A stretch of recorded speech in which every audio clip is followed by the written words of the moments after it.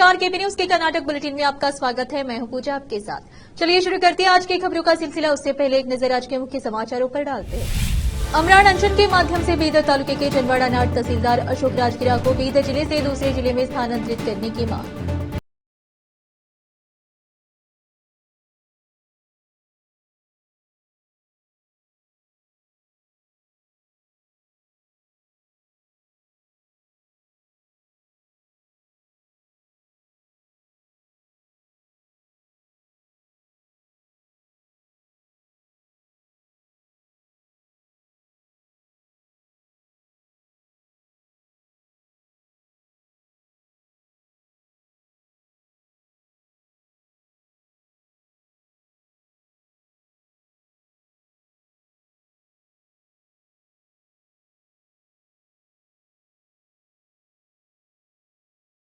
समाचारों का सिलसिला शुरू करते हुए देखते समाचार विस्तार से। पहले देखेंगे स्थानीय समाचार। उपरोक्त मामले के संबंध में कर्नाटक प्रजाशक्ति समिति और कर्नाटक मानवाधिकार और भ्रष्टाचार विरोधी समिति की ओर से यह उनके ध्यान में लाया गया है कि बीदर तालुके के नाट तहसीलदार अशोक राजगिरा को तबादला करने की मांग को लेकर संगठन जिला प्रभारी मंत्री कार्यालय के सम्मुख धरने पर बैठे हैं। कैमरामैन पप्पू राज का कवरेज। कर्नाटक प्रजाशक्ति समिति ऑर्गेनाइजेशन से ये अमरण उपवास सत्याग्रह हमारा साई सिंधिया साहब के नेतृत्व में चल रहा है। इसका इंटेंशन इतना ही है कि अशोक राजगिरा जो उप तहसीलदार है, नाट तहसीलदार है, उनको इधर से डिस्ट्रिक्ट से ट्रांसफ़र करने का। ये बहुत बार डीसी साहब को रिक्वेस्ट लेटर दे चुके हैं और विथ डॉक्यूमेंट जो उन्होंने जिसके ऊपर अन्याय कर रहा है, जो जिस चीज़ को डुप्लीकेट सर्टिफिकेट दे रहा है, उन लोगों के ऊपर एक्शन लेना और सार्वजनिक को न्याय देना बोल के यहाँ पे ये अभी 2वां दिन है उपवास सत्याग्रह। अभी तक डीसी साहब नए आए हैं, इसको हम खंडन करते हैं क्योंकि एक होराटा करते हैं, जो न्याय के लिए लड़ते हैं, उनके लिए डीसी साहब सपोर्ट करना और ऐसे भ्रष्टाचारी अधिकारों को यहाँ बीदर से ट्रांसफ़र करना बोल के हमारा कल्याण कर्नाटक निर्माण सेन से भी आग्रह है। और ये ऐसा ही रहे तो हम डीसी ऑफिस को मुत्तिगे डालते और आगे का जो भी है डीसी साहब उसका होनेगार क्या है बोल के हम ये बात बताते। थैंक यू, धन्यवाद। दिवस ಇದು ನಮ್ಮ ಅಮರಣ ಉಪ ಸತ್ಯಾಗ್ರಹ ಇದು 2ನೇ ದಿನಕ್ಕೆ ಕಾಲಿಟ್ಟಿದೆ। ಯಾಕಂದ್ರೆ ಇವತ್ತು ನಮ್ಮ ಅಕ್ಕವರು ಮಂಗಲ ಮರಕಲಿ ಅವರು ಸಹ ಕೂಡ ಈ ಉಪಸರಣಿಯಲ್ಲಿ ಇದ್ದಾರೆ। ಅವರಿಗೆ ನಿನ್ನೆ ಮೈಕೈ ನೋವು ಆಯಿತು, ಸ್ವಲ್ಪ ಚಕ್ಕರು ಹಿಂಗೆ ಈ ರೀತಿಯೆಲ್ಲ ಬರ್ತಾಯಿತ್ತು। ಆದರೆ ಒಂದಾದರೆ ಡಾಕ್ಟ್ರುಗಳು ಬರಲಿಲ್ಲ, ಆದರೆ ಪೊಲೀಸ್ ಬಂದೋಬಸ್ತಿನೂ ಸಹ ಕೂಡ ನಮಗಿಲ್ಲಿ ಸರಿಯಾಗಿ ಸಿಕ್ಕಿಲ್ಲ। ಯಾಕಂದರೆ ಪ್ರೈವೇಟ್ ಡಾಕ್ಟ್ರುಗಳೇ ಕರೆಸ್ಕೊಂಡು ಅದು BP ಚೆಕ್ ಮಾಡಿಸಿ ಅವ್ರಿಗೆ ಕಳಿಸಿದಾರೆ। ಅದು ಓರ್ಲ್ಯಾಕ್ಸ್ ಕುಡಿಸ್ಬಿಟ್ಟು ಒಂದೆರಡು ಮಾತ್ರೆ ಹಾಕೊಂಡು ಬಿಟ್ಟಿದ್ದಾರೆ। ಆದರೆ ಈ ಹೋರಾಟಗಾರರಿಗೆ ಸಂಪೂರ್ಣವಾಗಿ ಈ ಜಿಲ್ಲಾಡಳಿತ ಕಡೆಗಣಿಸ್ಲತ್ತದ। ಇದಕ್ಕೆ ಖಂಡನೆ ಹೇಳ್ತೇವೆ। ಈ ನಮ್ಮ ಹೋರಾಟ ಇಷ್ಟಕ್ಕೇನೆ ನಿಲ್ತದೇನೋ ಅಂತೇಳಿ ಅವ್ರು ತಿಳ್ಕೊಳ್ತಿರ್ಬೋದು। ನಮ್ಮ ಪ್ರಾಣ ಹೋದ್ರೂ ಪರವಾಗಿಲ್ಲ, ಈ ಹೋರಾಟ ನಿರಂತರವಾಗಿ ನಡೀತದೆ ಅಂತ ಹೇಳಿಬಿಟ್ಟು ಈ ಹೋರಾಟ ಮುಖಾಂತರ ಮೇಲಧಿಕಾರಿಗಳ ಗಮನಕ್ಕೆ ತರಲು ಬಯಸ್ತಾ ಇದ್ದೀನಿ। ಸಂಗಮೇಶ್ ಬಾಯ್ದೊಡ್ಡಿ। जीनियस विकास सेंटर द्वारा यहां हुमनाबाद नगर के कुदरे फंक्शन हॉल में जिला स्तरीय विकास प्रतियोगिता का आयोजन किया गया। प्रतियोगिता में जिले के कक्षा 1 से कक्षा 7 तक के 600 विद्यार्थियों ने भाग लिया। कक्षा एवं मंचावार 120 विजेताओं को पुरस्कार वितरित किए गए। प्रतियोगिताएं सहायक प्रतियोगिता का उद्घाटन करने वाले भालके हिरेमठ संस्थान के गुरुबसवा पट्टादेवरू ने कहा कि प्रतियोगिताएं बच्चों में प्रतिस्पर्धी भावना विकसित करने में सहायक होंगी। जीनियस विकास सेंटर के प्रमुख प्रवीण स्वामी ने बताया कि बच्चों की प्रतिभा को मंच प्रदान करने के लिए प्रतियोगिता का आयोजन किया गया। हुमनाबाद के गंगाधर स्वामी जी ज्ञानसुधा शिक्षा संस्थान के अध्यक्ष पूर्णिमा जॉर्ज, प्रमुख शंभुली एजी कुद्रे, अश्विनी कुद्रे, वी ज्ञान गांधी, बसवराज उमरानी, शिवलिंगय्य स्वामी, मुक्तांजलि जी हिरेमठ, केंद्र कर्मचारी आदि उपस्थित थे। विशेष संवाददाता की रिपोर्ट। पूर्व मंत्री और विधायक प्रभु बी चौहान ने 6 फरवरी को औरत तालुका पंचायत कार्यालय हॉल में श्रमिकों के बच्चों को लैपटॉप वितरित किए। कर्नाटक भवन निर्माण श्रमिक और अन्य निर्माण श्रमिक कल्याण बोर्ड के पंजीकृत श्रमिकों के बच्चों के लिए लैपटॉप वितरण योजना के तहत चयनित SSC और PUC के 40 मेधावी छात्रों को लैपटॉप प्राप्त हुए। इस अवसर पर बोलते हुए विधायक ने कहा कि श्रमिकों के बच्चों को लैपटॉप का वितरण इस उद्देश्य से शुरू किया गया है कि गरीब श्रमिकों के बच्चों को भी शिक्षा के लिए आवश्यक कंप्यूटर सुविधा मिल सके। उन्होंने कहा कि सभी को कंप्यूटर आधारित शिक्षा मिले। इस अच्छे इरादे से बनाई गई इस योजना का सदुपयोग किया जाना चाहिए। विशेष संवाददाता की रिपोर्ट। रोकते समाचारों का सिलसिला ब्रेक के लिए, चल लौटते ब्रेक के बाद। हिंदुस्तान के हर कोने में हम हैं मौजूद। 24 घंटे हालात पर गहरी नजर, खबरों से जुड़े चुपते सवालात और आपको दिखाता है धार्मिक, सामाजिक, राजनीतिक, लोकल और इंटरनेशनल न्यूज की सबसे बेहतर कवरेज, जो आपको रखती है हर पल बाखबर। देश और दुनिया भर की खबर के लिए देखते रहें केपी न्यूज 24/7। ब्रेक के बाद आपका स्वागत है। आइए देखते राज्य के अन्य समाचार। कर्नाटक के मुख्यमंत्री सिद्धरामैया ने कहा कि पिछले 6 वर्षों में केंद्रीय बजट का आकार 2 गुना होने के बावजूद राज्य को अनुदान में अनुपातिक वृद्धि नहीं हुई है। यह बयान कम आवंटन के खिलाफ 7 फरवरी को नई दिल्ली में कांग्रेस के नियोजित विरोध प्रदर्शन से पहले आया है। सिद्धरामैया ने कहा केंद्र सरकार का बजट 2017-18 में 21.46 लाख करोड़ रुपए से बढ़कर 2023 से 24 में 45.03 लाख करोड़ रुपए हो गया, लेकिन राज्य के आवंटन में ज्यादा बदलाव नहीं हुआ है। अधिभरों के रूप में कर्नाटक से सालाना एकत्र की जाने वाली कुल राशि लगभग 4.3 लाख करोड़ रुपए थी, लेकिन राज्य को केवल 50,257 करोड़ रुपए आवंटित किए गए हैं, जबकि उनका बजट बढ़ा। राज्यों को करों और अनुदान का हस्तांतरण भी बढ़ाना चाहिए था, लेकिन ऐसा नहीं हुआ है। वास्तव में करों में एकत्रित किए गए प्रत्येक 100 रुपए के बदले में कर्नाटक को केवल 12 या 13 रुपए मिलते हैं। उन्होंने आगे कहा 14वें वित्त आयोग से 15वें वित्त आयोग तक कर्नाटक को धन का आवंटन 1.07% कम कर दिया गया है।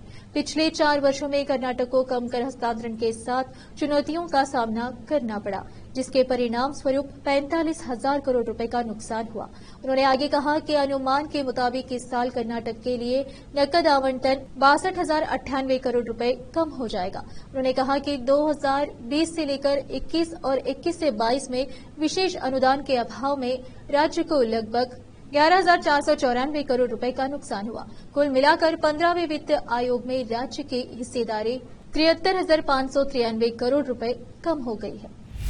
कर्नाटक में कांग्रेस राज्य को केंद्र सरकार के अनुदान आवंटन पर अपना असंतोष व्यक्त करने के लिए 7 फरवरी को नई दिल्ली में विरोध प्रदर्शन की तैयारी कर रही है। उप मुख्यमंत्री डीके शिव कुमार ने कहा कि मुख्यमंत्री सिद्धरामैया, कैबिनेट मंत्री, विधायक और एमएलसी विरोध प्रदर्शन में भाग लेंगे। व्यापक समर्थन हासिल करने के प्रयास में शिव कुमार ने भाजपा और जनता दल, सेकुलर सहित राज्य में विपक्षी दलों के नेताओं को विरोध में शामिल होने के लिए आमंत्रित किया है। शिव कुमार ने आरोप लगाया कि भाजपा के राज्य नेताओं ने सूखा राहत कोष हासिल करने के लिए कोई प्रयास नहीं किया और भाजपा के नेतृत्व वाली केंद्र सरकार के साथ नहीं जुटने के लिए उनकी आलोचना की। राज्य के भाजपा नेताओं ने गंभीर सूखे से जूझ रहे राज्य के लिए सूखा राहत निधि की मांग करने के लिए केंद्र की भाजपा सरकार के साथ बैठक करने का कोई प्रयास नहीं किया है। इसके बजाय वे राज्य सरकार की आलोचना करने में व्यस्त हैं। मुख्यमंत्री सिद्धरामैया और कांग्रेस के मंत्रियों और विधायकों के बुधवार को नई दिल्ली में विरोध प्रदर्शन करने की तैयारी के बीच भाजपा नेताओं ने इसे राज्य सरकार की विफलताओं को छिपाने के लिए एक राजनीतिक स्टंट करार दिया है। पूर्व मुख्यमंत्री बसवराज बोम्मई ने मीडिया से कहा कि सिद्धरामैया अपनी गलतियों को छिपाने के लिए हर चीज के लिए केंद्र पर आरोप लगाते हैं। उन्होंने कहा कि सरकार ने विकास कार्यों के लिए कोई पैसा जारी नहीं किया है। बोम्मई ने कहा कि जब 15वें वेतन आयोग ने कर्नाटक का दौरा किया था, तब समिति को राज्य की वास्तविक वित्तीय स्थिति से अवगत नहीं कराया गया था। उन्होंने कहा कि अनुदान का 4.7% से घटकर 3.6% हो गया, जिसके लिए सिद्धरामैया जिम्मेदार है। पूर्व सीएम ने कहा कि यूपीए शासन के दौरान राज्य को विभिन्न करों के माध्यम से 81,795 करोड़ रुपए मिले थे और एनडीए शासन के दौरान कर्नाटक को 2,82,791 करोड़ रुपए मिले, जहां यूपीए सरकार ने विकास निधि के रूप में 60,779 करोड़ रुपए जारी किए थे। वहीं एनडीए सरकार ने 2,08,882 करोड़ रुपए जारी किए थे। बोम्मई ने कांग्रेस के दावों को खारिज करते हुए कहा कि 2026 तक राज्य को 2.5 लाख करोड़ रुपए मिलेंगे, जो यूपीए शासन के 14वें वित्त आयोग द्वारा जारी राशि से 1,51,309 करोड़ रुपए अधिक है। फिर से रोकते हैं समाचारों का सिलसिला एक ब्रेक के लिए। चल लौटते हैं ब्रेक के बाद। हिंदुस्तान के हर कोने में हम हैं मौजूद। 24 घंटे हालात पर गहरी नजर, खबरों से जुड़े चुपते सवालात और आपको दिखाता है धार्मिक, सामाजिक, राजनीतिक, लोकल और इंटरनेशनल न्यूज की सबसे बेहतर कवरेज, जो आपको रखती है हर पल बाखबर। देश और दुनिया भर की खबर के लिए देखते रहें केपी न्यूज 24/7।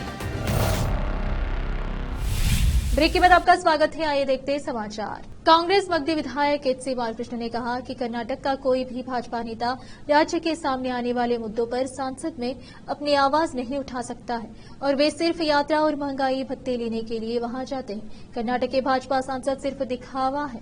वे प्रधानमंत्री नरेंद्र मोदी के सामने न तो बैठ सकते हैं और न ही खड़े हो सकते हैं। इनमें से किसी में भी अपने दम पर जीतने की क्षमता नहीं है और हर बार उन्हें जीतने के लिए मोदी का नाम लेना पड़ता है। उन्हें तमिलनाडु के सांसदों से सिखाना चाहिए। उन्होंने कहा कि राज्य के भाजपा सांसदों ने कभी भी राज्य को मिलने वाले कर हिस्सेदारी या महंगाई और मेकेदाटू परियोजनाओं पर सवाल नहीं पूछा। उन्होंने कहा, अब जब हम विरोध कर रहे हैं तो हम देखेंगे कि क्या कोई भाजपा नेता है जो हमारी आवाज उठाने में हमारे साथ शामिल हो सकते हैं। कर्नाटक कर संग्रह में दूसरा सबसे बड़ा राज्य है और इससे अन्य राज्यों के साथ साझा किया जा रहा है और हमें इससे कोई समस्या नहीं है, लेकिन उन्हें हमारा हिस्सा देना चाहिए।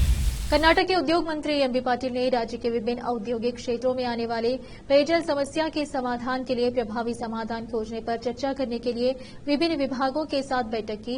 पाटिल ने कहा कि बेंगलुरु शहरी और ग्रामीण, चिकबल्लापुर, तुमकुर और कोलार जिलों के औद्योगिक क्षेत्र गंभीर पेयजल समस्याओं का सामना कर रहे हैं। इसके अलावा धारवाड़ औद्योगिक क्षेत्र को प्रतिदिन 45 MLD पीने के पानी की आवश्यकता होती है, जिसकी आपूर्ति हिटकल जलाशय से की जा सकती है। इसी तरह विजयपुरा औद्योगिक क्षेत्र को भी कृष्णा जलाशय से प्रतिदिन समान मात्रा में पीने के पानी की आपूर्ति की जानी चाहिए। उन्होंने बताया कि कलबुर्गी औद्योगिक क्षेत्र को कृष्णा और भीमा नदियों से 7 MLD पीने के पानी की जरूरत है। बल्लारी औद्योगिक क्षेत्र को तुंगभद्रा बांध से 13 MLD पानी की जरूरत है और रायचूर औद्योगिक क्षेत्र को कृष्णा नदी से 13 MLD पानी की जरूरत है। समस्या पर चिंता व्यक्त करते हुए पाटिल ने कहा, एक साथ मिलकर इन सभी जिलों को प्रतिदिन कुल 290 MLD पानी की आवश्यकता होती है। यदि आवश्यक जल आपूर्ति सुनिश्चित नहीं की गई तो राज्य के औद्योगिक विकास को नुकसान होगा। पूर्व मंत्री और भाजपा वी सोमन्ना नई दिल्ली में तुमकुरू लोकसभा सीट के लिए पैरवी कर रहे हैं। वहीं एक अन्य पूर्व मंत्री जेसी मधुस्वामी ने कहा कि वह भी टिकट के प्रबल दावेदार है।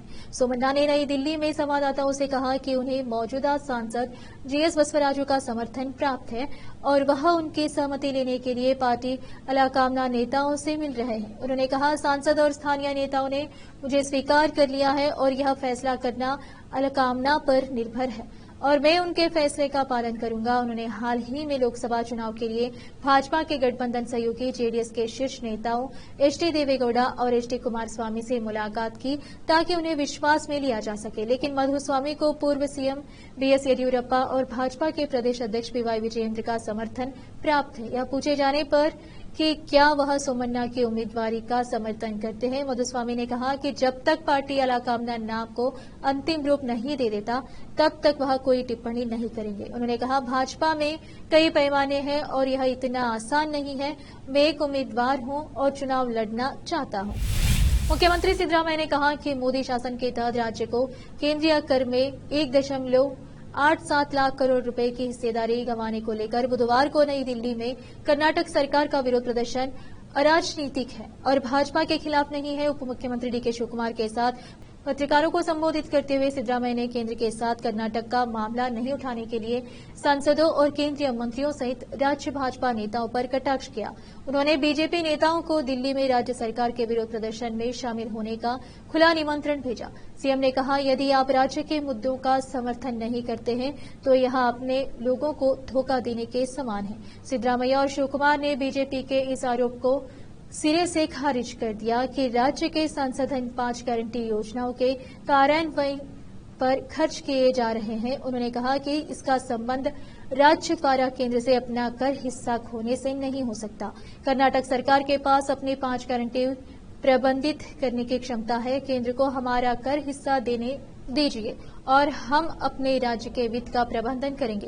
वित्त मंत्री निर्मला सीतारमण को असमानताओं को दूर करने का पूरा अधिकार है। यदि वह गुजरात के लिए गिफ्ट सिटी परियोजना की घोषणा कर सकती है तो वह कर्नाटक के लिए इसकी घोषणा क्यों नहीं कर सकती? हम सभी भारतीय हैं, फिर यह असमानता क्यों? शिव कुमार ने कहा। फिर से एक नजर मुख्य समाचारों पर। अमरान अनशन के माध्यम से बीदर तालुके के जनवाड़ा नाट तहसीलदार अशोक राजगिरा को बीदर जिले से दूसरे जिले में स्थानांतरित करने की मांग।